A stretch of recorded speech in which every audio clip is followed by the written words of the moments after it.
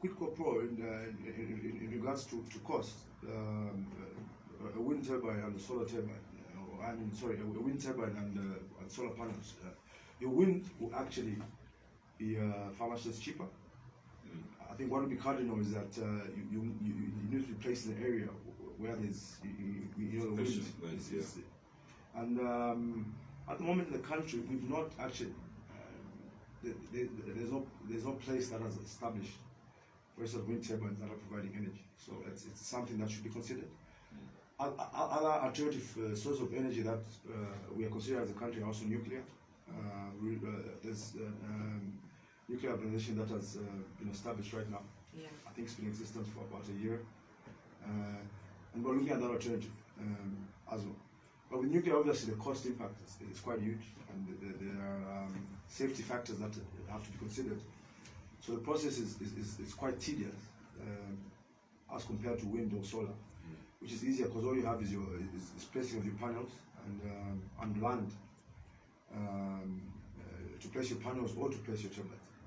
So I think in regards with the country right now, the source of energy that we're looking at to feed into the grid, for instance, there's a program called Feed into the Grid, where we'll be using solar panels for instance, if you've got excess energy from your panels, you can actually feed that into the grid and still earn extra revenue. Into the national power grid. Into the national power grid, yes.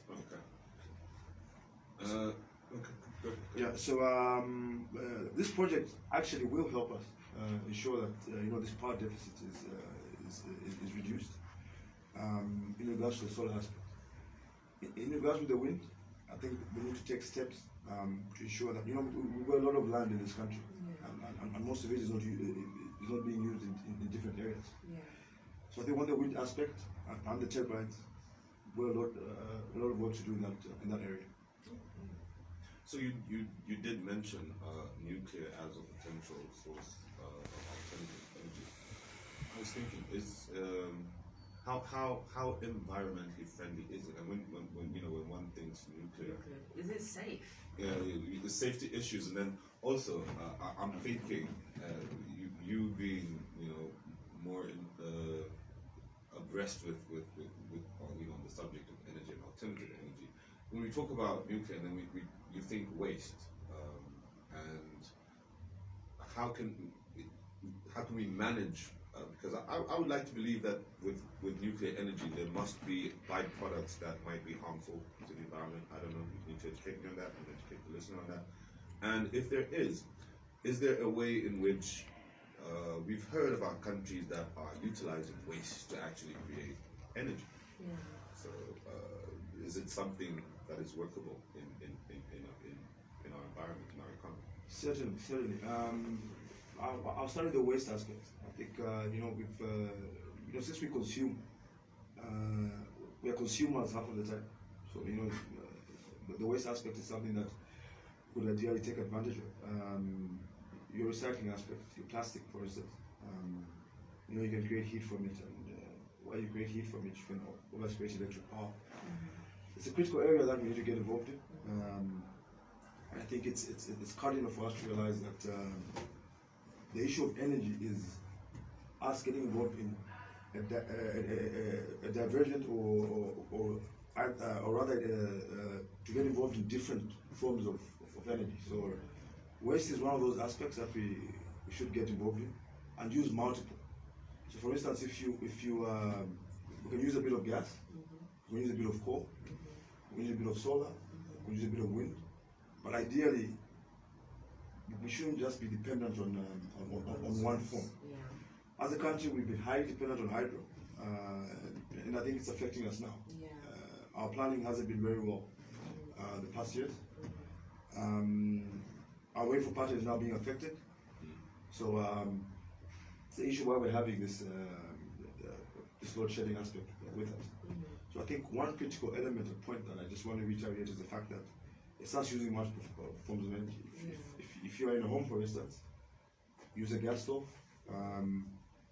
The solar aspect obviously has an initial ROI which is high, but ROI being your return on investment is really high initially. Yes. But as you go by, you're able to save. So I think what is critical that our listeners should understand out there is that you're not just starting with solar. You know, you're using a bit of gas here. You are also taking your baby steps. For instance, if your simple lights are consuming, let's say, 18 watts per bulb, you can go lower as 7. So I think the critical factor is that we need to start small Exactly. and then go gradually as we go forward. So I think on the waste aspect, it's also something that as a country we should seriously consider. Open a couple of recycling plants to ensure that we're able to use the plastic to generate electricity. That factor, I know some supermarkets are taking steps to ensure that we protect the environment. I know ShopRite, Pick and Pay are now charging for you to use plastics, Yeah. and all this is just part of the ecosystem to ensure we are energy efficient. Yeah. So you individually, I want to pick your mind on this. How do you feel about climate change, global warming? There are people who actually do not believe, they deny that this is a real phenomenon, that it's happening. They're deniers of climate change and global warming. What's your... To be honest, I think they're not living this planet because How can you refuse? how can you actually refuse? Because there are a lot of signs. Yeah. When it's cold, when it's supposed to be cold, it's hot. It's hot. When it's supposed to be raining, you don't have That's rain. right. So I think the signs are actually there, and I think certain individuals and organizations are taking deliberate steps to try and aid the planet, because it's like our lungs are being drained right now. Yeah. There are several efforts. For instance, I'll give you like tree planting, which is it's a very cardinal aspect. There are projects out there like this project called Kushanga, encouraging the young ones out there to plant trees in various areas. I know there's different organizations, for instance, like Plant a Million Trees in the country, that are taking strategic steps to ensure they aid the environment by having the young ones there and trying to protect the generation to ensure that they plant a tree, and also avoid. I know, for instance, the Swedish embassy had